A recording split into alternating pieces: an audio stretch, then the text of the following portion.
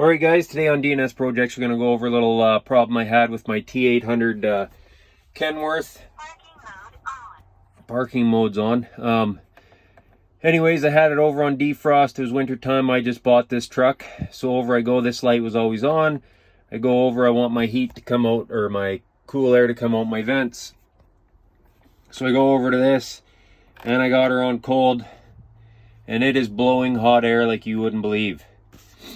So I don't know what's going on. They have an actuator valve or switch, and you just take out the glove box, pop that open. There's 4 screws. You can get to that. What that one does, and it's right there off to the side. I'll see if I can add a little chart to the video. I'm not very good at the video editing stuff. Anyways, that one controls this. I do believe it might be your blender or your control module. So I took that one out. It was functioning fine. Like I said, it's in your glove box, just off to the side of your blower right there. And then there's another one, I think that's the blend door, and it's under here. That doesn't seem to be the problem either. Anyways, AC was on, not working. So how do you troubleshoot? That's what you guys are watching this video for. Let's go outside under the hood, show you a couple quick tricks to diagnose, get you on the road, and get some AC blowing. I will say I had full airflow. Like I said, this was all the way on to cold or hot, didn't matter. AC on, blowing hot air. So let's go outside, do a couple quick shots here. All right, now we're under the hood. We got our compressor here. You turn this. It's fairly stiff. That's telling me that I got fluid in my my system's charged. Now we go over to these. Truck was running. These lines were cold. So that tells me, okay, what's going on here?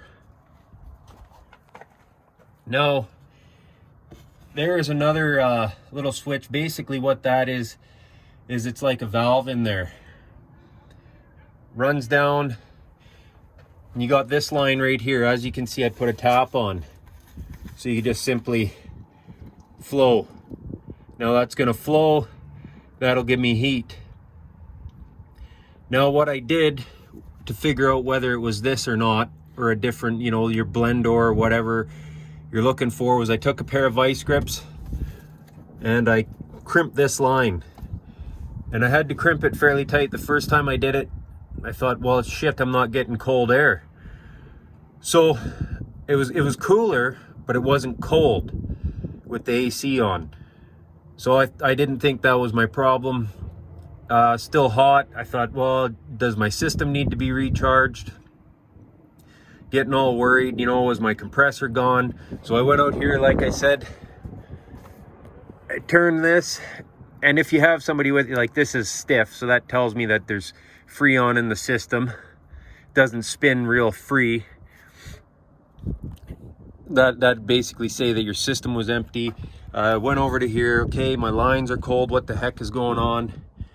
And the other thing is you'll see this engage if your compressor's engaging or not. Anyhow, the next day it was hot, and I thought I have to do something. So like I said, I remembered it was a little cooler. My phone's having some troubles. I got to make this fast. It was a little bit colder, so I tightened up the vice grips just a bit and put a better squeeze on this hose, and I got nice cold AC. Because what happens is this line comes up and it recircs. So this comes up through, and then there's your return line. So there's that little, basically what that is right there is a ball valve just like this. And sometimes this sucker acts up, kind of a common problem from what I've been hearing. So I just thought, I'm gonna throw in a valve. Everybody says this is the way to go. So now I start up in the morning, got her turned on. When I want the AC, there she is.